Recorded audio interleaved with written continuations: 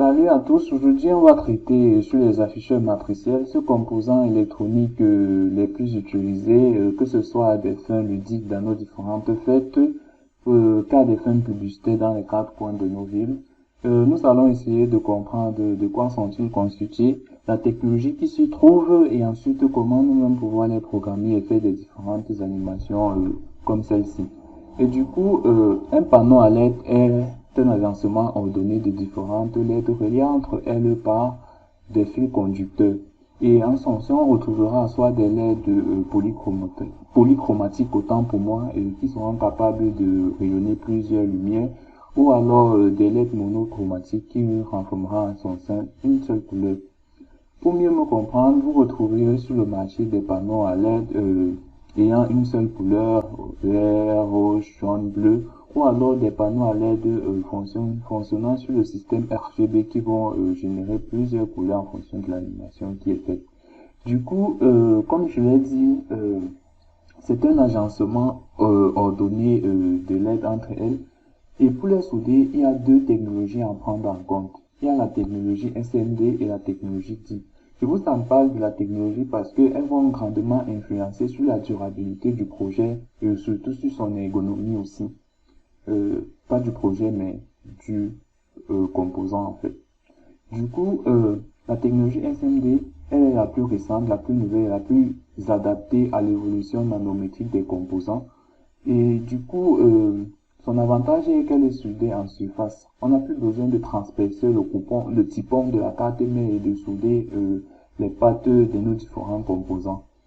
Et de l'autre côté, nous avons la technologie type que celle-ci fait souvent appel à l'intervention humaine avec le soudage manuel comme nous le connaissons. Vous pouvez voir ici généralement comment sont agencées les différentes lettres et aussi comment on peut réaliser une lettre RGB en agençant les trois de cette façon. Ensuite, l'élément le plus important dont vous devriez connaître, c'est le registre à décalage. C'est un circuit intégré en fait. Son but est de réaliser le décalage, c'est-à-dire si vous voyez par exemple un caractère affiché à l'instant T à droite, à l'instant T plus 1, vous allez retrouver ce même caractère affiché à gauche. C'est donc ce composant qui permet de réaliser ce décalage et faire ces animations que vous voyez le plus souvent. Il permet aussi de pouvoir très facilement commander de l'aide et de les éteindre allumés en fonction de quelles données sont entrées. En fonction donc de l'entrée des données, on utilisera quatre types de registres à décalage. Des registres à décalage dont les données sont entrées en série et les sorties sont en parallèle, ou alors les registres à décalage dont les données entrent en parallèle et les sorties sont aussi en parallèle. Et nous retrouverons aussi des registres à décalage avec des données en entrée et en parallèle et des sorties en série, ou alors des entrées en série et des sorties en série comme des FIFO, first in, first out. Et du coup, le principe de fonctionnement, il est tout simple en soi. Avec l'horloge qui cadence l'arrivée des données, une fois que nous avons le chip select, c'est celui qui sera responsable de la validation de l'information. À chaque validation sur le front montant, dans notre cas précis, nous aurons un décalage de données, je vais donc vous expliquer comment ça se passe. L'horloge arrive sur un front montant, le chip select va valider l'information et il y aura décalage. À un second front montant provenant de l'horloge, il y a encore validation du chiffre select et l'information se déplace, et ainsi de suite, et ainsi de suite. Du coup, nous allons prendre notre cas que j'ai utilisé pour vous montrer comment faire nous-mêmes nos propres animations. Il s'agit de l'afficheur matriciel à LED P10. Et aussi, il a été soudé, les LED ont été soudés suivant la technologie SMD. Il peut être à couleur variable, c'est-à-dire RGB ou à couleur unique. Et le registre à décalage utilisé ici est le SMCS36S qui fonctionne selon l'entrée des données en série et la sortie en parallèle. Du coup, la dernière notion que je voudrais aborder avec vous, c'est l'ordre de l'assemblage des données. Il consiste des panneaux, pardon. Il convient de réaliser cette architecture et de les câbler de la sorte. Ici à ma droite, vous retrouvez un exemple de deux panneaux où ce jump servira de liaison entre les deux, de telle sorte que l'information qui circule ici sera transmise de manière continue jusqu'à l'autre bout. Et ce câble que vous voyez là, c'est juste pour l'alimentation des panneaux à LED. Et du coup, pour terminer, en imaginant que nous avons ce panneau de cette taille-ci là, vous pouvez retrouver en face arrière comment le câblage a été effectué entre eux et pour que l'information puisse être donnée, puisse être coordonnée. Et maintenant, nous allons passer à la partie pratique où vous aurez à réaliser ce schéma de câblage pour pouvoir aussi réaliser les différentes animations que je ferai. Ici, nous avons le circuit ici, le LED P10, pardon, et qui va réaliser ces différentes affichages en fait. Et du coup, réaliser ce câblage et on passera directement à la phase de code. Du coup, en ce qui concerne la partie code, pour pouvoir programmer les registres à décalage de notre LED, de notre panneau à LED, autant pour moi, vous avez besoin de la librairie dmd.h et de la librairie time1.h pour pouvoir faire la temporisation au niveau du front d'horloge. Et ensuite, vous avez besoin de la communication, d'initialiser la librairie de communication SPI pour les différentes communications, notamment avec le type le type de données entrée, in, sortie, parallèle. Et ensuite, nous avons l'ensemble des fonds de caractères pris en compte. Pour ma part, j'ai utilisé le Arial 14. Vous pouvez commenter en fonction de ce que vous voulez. Du coup, la deuxième notion à comprendre ici, c'est ces paramètres across and down. Ici, vous allez renseigner le nombre de panneaux que vous voulez aligner de manière suivant les X de manière horizontale. Et ici, le nombre de panneaux que vous voulez aligner suivant les Y.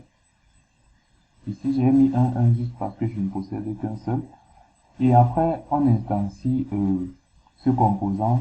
On définit donc on définit un panneau de largeur x égale 1 et de hauteur y égale 1. Tout simplement. Donc, si j'avais 4, je voulais mettre en 2 fois 2, je l'allais renseigner comme ceci et faire le câblage après. Voici la chaîne de caractères qui va prendre les données qu'on veut insérer. Ensuite, on initialise la communication SPI de cette façon.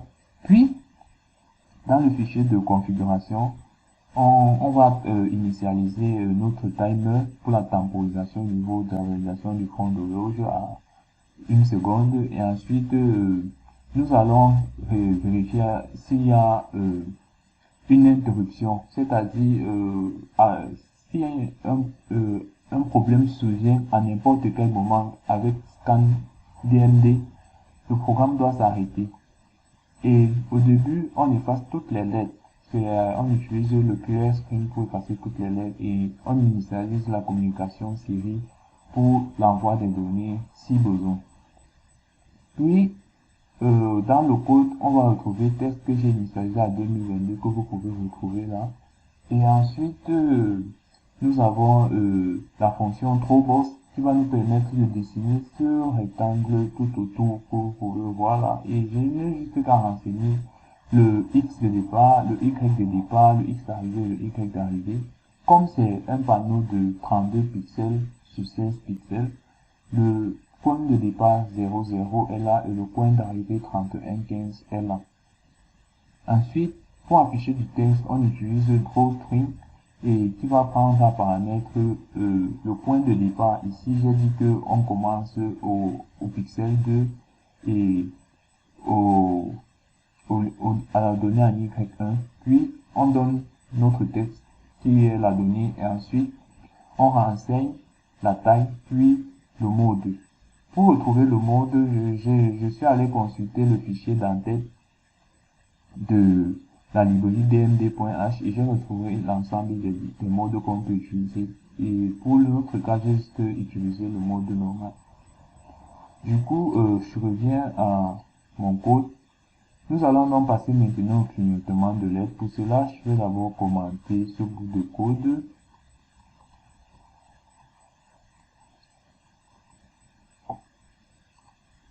et je vais de commenter celui-ci.